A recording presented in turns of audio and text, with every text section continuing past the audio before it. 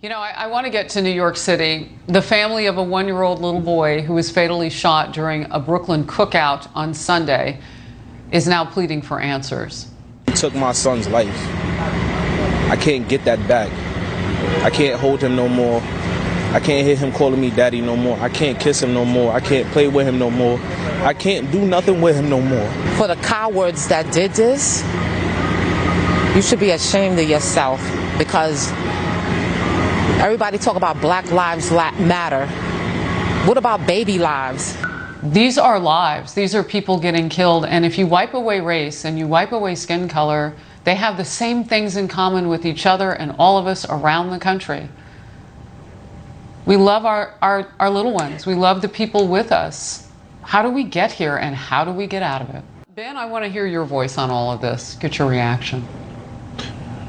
Well, I think we have to recognize that in the view of our politicians, our leaders, and the media, these lives are not equally valuable. The life of this young child who will never see his second birthday is less valuable from their perspective than the life of some kid who gets killed in Park Slope. That's just the way that they treat these stories, because what happened in this case is somehow deemed normal or expected or acceptable.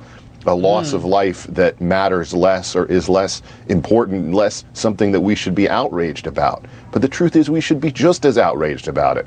This is unacceptable. You know, as you started your comments, Ben, you know that that makes waves. When you talk that transparently and that raw, before we go to a commercial, I want to get Leslie Marshall's reaction to all of that. It's a conversation that we have to have. Leslie?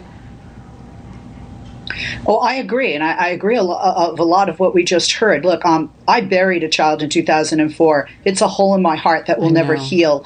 And I have such empathy and sympathy for this family, or any family that loses a child. Nobody should outlive their child. But, you know, Ben is right, quite frankly, with regard to, and that's what people are protesting about, is that racial injustice, is why when there's a pretty blonde white girl with beautiful blue eyes abducted, we see her on People magazine and everywhere else, and we don't see that when it's a child of color from a poorer community. This 1-year-old's life should not have been taken. No child's life should be taken by this heinous violence, and I certainly hope that those responsible are caught and are punished as they should be.